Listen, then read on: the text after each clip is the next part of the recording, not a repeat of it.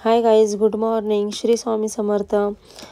आज बघा, याला शाळेला सुट्टी आहे तर हा ढोल वाजवत बसलेला आहे. या तिन्ही डब्यात त्याच्या खेळणी आहे. त्या खेळणीचे डब्बे काढलेले आहेत आणि ढोल वाजवत बसलेला आहे. तर त्याला शाळेला सुट्टी असते गुरुवार आणि रविवारची. तर हा असा घरामध्ये खेळत असतो, एन्जॉय करतो, थोडंफार बाहेर खेळतो. तर ठीक आहे, तो त्याच्या खेळण्यात दंग आहे. मीही माझं काम उरकून घेते आणि त्याला पास्ता पाहिजे नाश्त्याला, तर पास्ता बनवून देते. हे फटाफट सामान ठेवून पास्ता बनवायला घेते.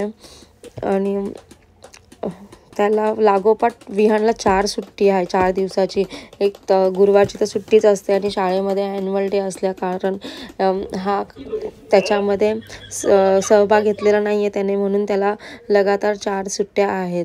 आणि माझं आता सर्व झालेलं आहे. त्याला नाश्ता वगैरे देऊन माझा मार्गशीर्ष महिन्याचा हा 2रा गुरुवार आहे, तर माझी पूजा चालू आहे.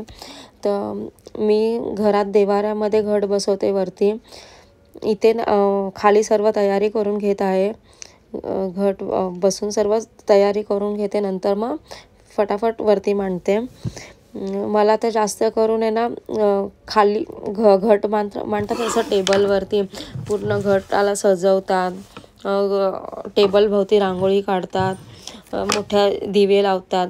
तसं मला खूप आवडतं, पण घरामध्ये छोटं घर असल्यामुळे मी काय करू नाही शकत.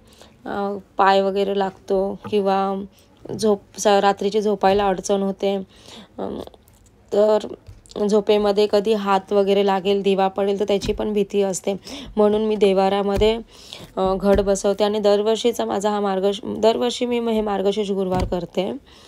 मला खूप आवडतं घट बसवायला. आणि आता बघा, आता माझं हे सर्व खाली बसून सर्व मी तयारी करून घेतली आणि मग वरती घट मांडला. आणि अशा प्रकारे माझी ही पूजा झाली.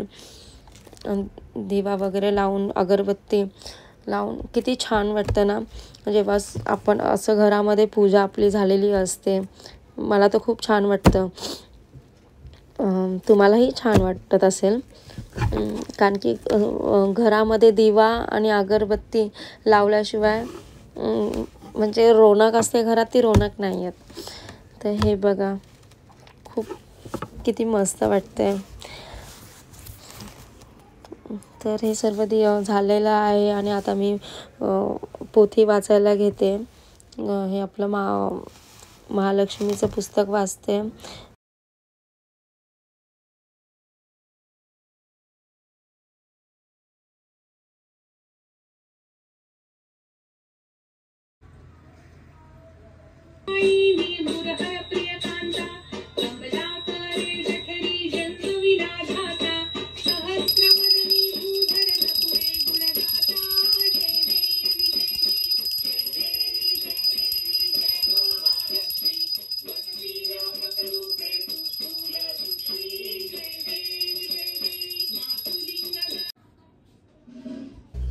अशा प्रकारे आम्ही दोघा मायलेकांनी पूर्ण पूजा करून केलेली आहे.